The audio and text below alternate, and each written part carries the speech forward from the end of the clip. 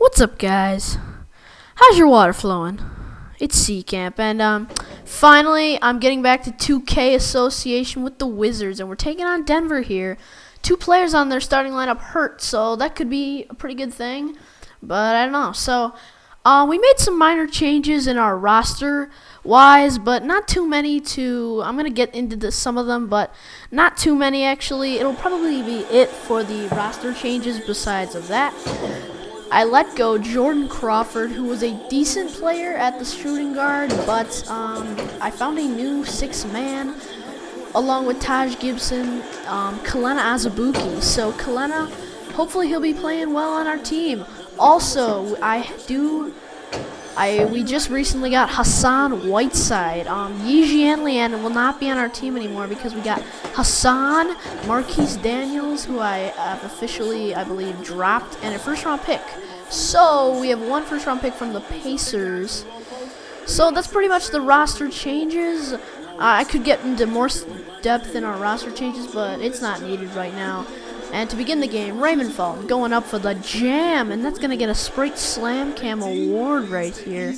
A pretty nice move from Raymond Felton, the pass down court. They have a 6-0 lead early. I need to come back here. I need to go with my normal plays. If the plays aren't broke, don't fix it. I mean, come on, Nick Young from 3. I mean, that'll always go in. So it's 6-3 here. J.R. Smith, if you saw in the roster editing lineup page, you might have saw that J.R. Smith is injured, and injured pretty badly. I mean, he's a 57 overall, but he sure didn't act like it on that one. But John Wall getting to the point guard position, playing it well, finding Luol Deng down low. That was a very nice move from him. So yeah, that was a pretty nice move. It's 12-9 here. J.R. Smith once again, he is lighting a spark for his team right now. I gotta go to one of the players on my team who can work the post quite well. JaVale with a nice up move. That'll fall. And we're down by 3 here. I'm gonna have to go with my star player, John Wall. I have a mismatch on me, so my isolation. John Wall going up for the jam, and that was a pretty nasty move. They're gonna have to call timeout right after that one. Once again, just another random topic. Pretty important though, I must admit. This play is a little bit of an odd play, I must admit. A few screw-ups. John Wall does get the steal here. I find him hustling down the court. He will throw this down hard. And that was a pretty nice move. So yeah, it's 20-19. And Bino Udrih stepping up, coming into the game, giving us the lead. Once again, I told you I was just about to say something, and what that was is that our team right now is looking very strong, but really what I was going to say is, if you can give me any suggestions throughout the off-season, I guess you could say, but yeah, that's kind of not really important at this point, but just anything you can tell me. Also, to follow up with that, if you watched my Pacers Association, which I created before this Washington Wizards, you might have noticed that I did tell you that in one of the gameplay, I did change my lineup, my playbook a little bit. I changed it up just a little, just to give me a little depth, little changes, because the plays that they run, I like a lot better. Here's one of the plays I got, 14 side, which is from the Miami Heat, and it's a play that works beautifully for the power forward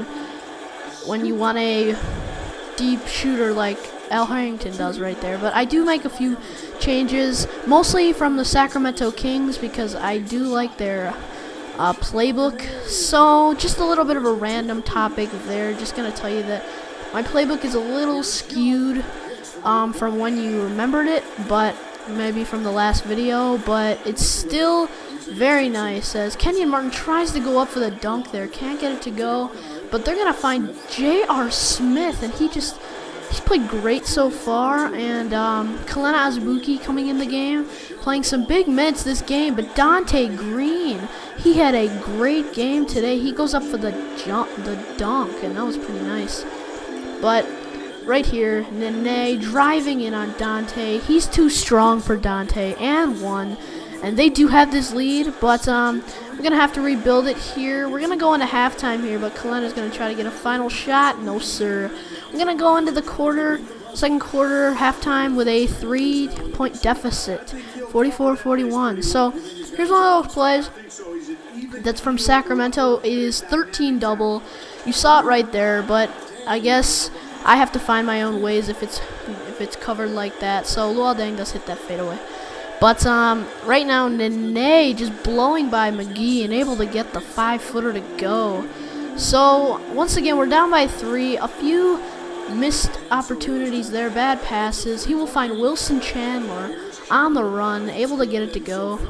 That was a pretty nice play there. So we're down by 5 here. Here's 12 up for Kalena.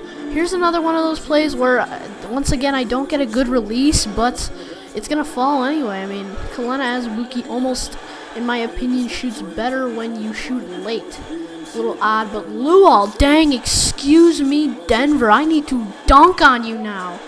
Once again, that was nasty. But I was expecting that dunk to be like a momentum changer. It hasn't been, actually. It's not been a really momentum changer. But I do get the steal here with McGee before he missed that. But Luol Deng for the dunk again. I must admit, Luol Deng had a very good game. Here's one of those plays. This is Hall of Fame at its best. J.R. Smith, the 57 overall hurt player, falling away with a jumper. So, not good. I mean, but Luol Deng, gotta get him back the ball. Luol Deng, getting it to go. This third quarter, he had 10 points. So, I believe he had 14 points, or maybe it was 18 points at the end of the game. I can't remember. 13 double once again. Dante Green, in my opinion, Dante Green should be playing more minutes than Maurice Evans, but I'm liking Maurice Evans, but I do like Dante better, so I'm going to see if I can get Dante more minutes instead of Maurice, but I don't want Maurice to be very angry. Here's another one of those plays where it's just a bad release. Still gets it to go, though. We're kind of pulling away here. We're up by 4. John Wall, Euro step, hop step, and 1 on Raymond Felton. And he will hit this free throw here. But John Wall, he's excited, apparently. But J.R. Smith, there you see him hurt, hobbling out of the court. And here's John Wall at the line. He's going to get this one to fall. So it's 62-69, time winding down. It's always the power forward running the screens, and at this point, I guess it works because I use the screen from the right side. Wall finds Taj Gibson in the post. That one's going to go, and we have a 7-point lead here heading into the fourth quarter. J.R. Smith again, no sir. One of his only missed shots of the game, but John Wall's going to oop it. That was not very smart in always, but that was not a very smart play. So J.R. Smith is going to pay him back for the missed open shot with a reverse dunk, I guess. So Nick Young's got to pay him right back, though. But they're coming back in this game, but we have to run the plays that we run best. Inside to Hickson, though. And Hickson has a wide open Nick Young on the left side, but he's able to corral that one and get it to fall on the easy hook shot. So up by 3, I got to get in isolation with my best player, John Wall. Bad release, still gets it to go. And we're up by 7 now. So hopefully it's going to be one of those days where we're pulling away. But McGee, with a nice up fake, gets it to go. And we're up by 9 here. But not a good play right here. Kenyon Martin. Some unknown range, I guess, from fairly deep. But, you know, John Wall just playing his position, finding Hickson for the easy jumper. And Nick Young left alone on the left side, no good, but Wall cleaning up the mess. That won't go. The third time for Hickson. Yes, sir. J.J. Hickson. After a few missed shots, rebounds, it'll go. So we're up by 9 here. Hopefully it won't be like that Bulls series, but yeah, I hope it won't be like the Bulls in Game 5. So maybe, I don't know, but Ty Lawson's getting his team back into this one, down 7 with that easy jumper. John Wall, he's got to run a play for himself. But in the play in the beginning, Nick Young open, not the design play, but I guess these plays are gonna have some open plays that they run by themselves. So the best player, John Wall, is gonna try to get an isolation. Not the best play or decision there. He's got 4 turnovers in this game, but JaVale McGee couldn't get that block, and they're down by 8 with 2 minutes left. But John Wall, using that speed that everybody knows he has, and dunks it home. I believe that's 20 points right now. So they're down by 8 here. They'll find a Wilson Chandler, and that one's gonna go. So they're creeping ever so slightly, but that's not gonna help their cause or ours on that alley-oop attempt. You know, I'm not exactly sure why, but this is a little unfair. Raymond Felton, kind of a J.J. Hickson, almost had the block there, but it still is gonna go. And the and one for JaVale McGee.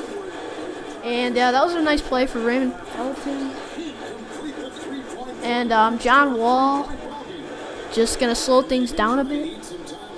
And right now, so I'm gonna run a play here for Luol Deng, and that's gonna be 13 double. Right now they're gonna run things a little slow, but then he speeds it up with a nice play. But I throw it to the wrong guy. So the time winding down, Raymond doesn't go up for the layup because they need a 3 to win this game. But Raymond Felton decides to shoot that. Not exactly sure what his logic was on that.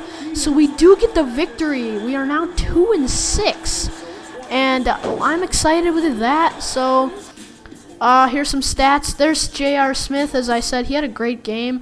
Not a great field goal percentage, but I did expect he had a good shooting night. But John Wall, the leading scorer, once again. JaVale McGee with 10 blocks. As you see now, here's our stats from the total game. And 27 turnovers, not great, and a 48% from the line. Thanks for watching all. More vids will come to you soon. See ya.